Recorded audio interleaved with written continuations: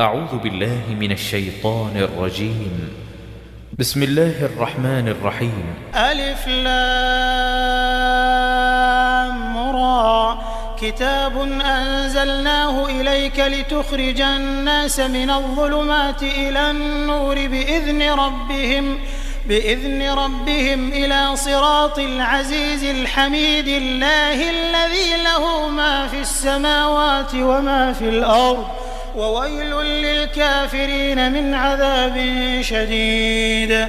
الذين يستحبون الحياة الدنيا على الآخرة ويصدون عن سبيل الله ويبغونها عوجا أولئك في ضلال بعيد. وما أرسلنا من رسول إلا بلسان قومه ليبين لهم فيضل الله من يشاء